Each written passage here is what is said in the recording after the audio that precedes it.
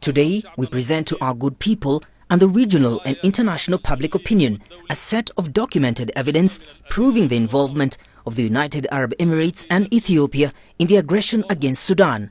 This constitutes a serious violation of our country's sovereignty and a blatant breach of international law. The Monday drone strikes hit the vicinity of the newly reopened Khartoum International Airport, but no casualties were reported. The airport resumed operations on February 1st, marking a key step in efforts to restore normal life in Khartoum. These recent attacks targeted at least 3 strategic locations in Khartoum state. Data from the drone was analyzed, and we asked the manufacturer, and they said what follows. The drone, number S88, owned by the UAE, and was launched from within Ethiopian territory, Bahir Dar Airport.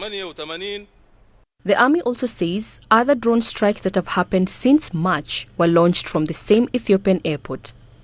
On March 1st, 2026, air hostile attacks started with 3 drones from Ethiopia's Bahir Dar Airport on White Nile State, Blue Nile State, and North and South Kordofan states.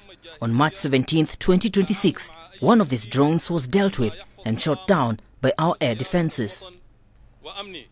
Ethiopia's Ministry of Foreign Affairs has however dismissed the accusations as baseless, saying Addis Ababa remains committed to its long-standing ties with Sudan.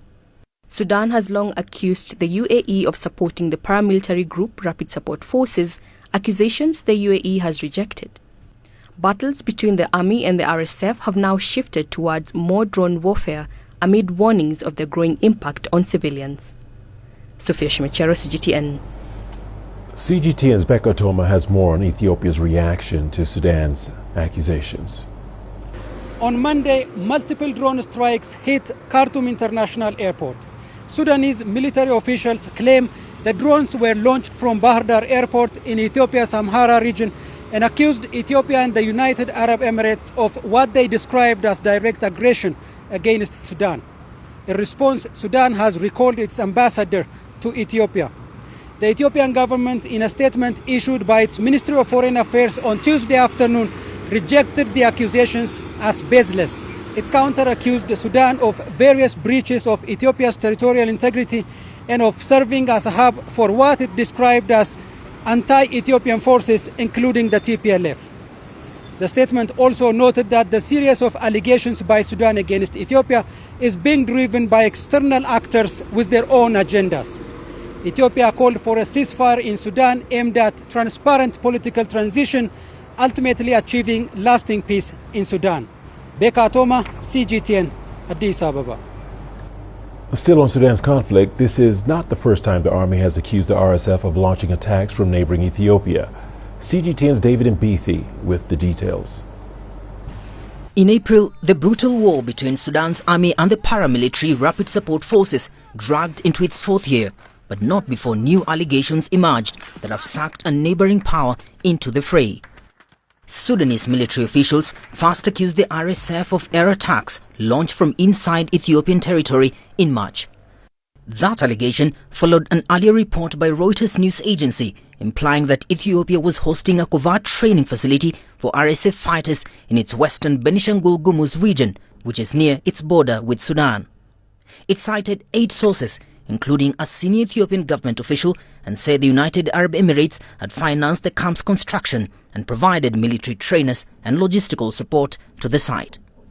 The news agency could not independently verify the UAE's involvement in the project, and in a response to a request for comment, the UAE Foreign Ministry said it was not a party to the conflict or in any way involved in the hostilities.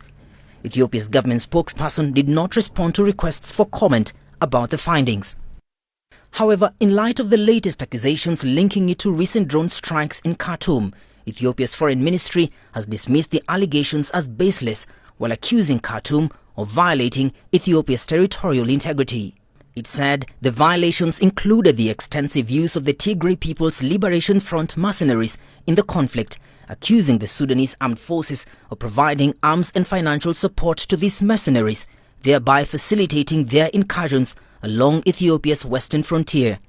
Tensions between the Tigray People's Liberation Front and the Ethiopian government remain high, despite a ceasefire agreement ending a civil war between the pair in 2022.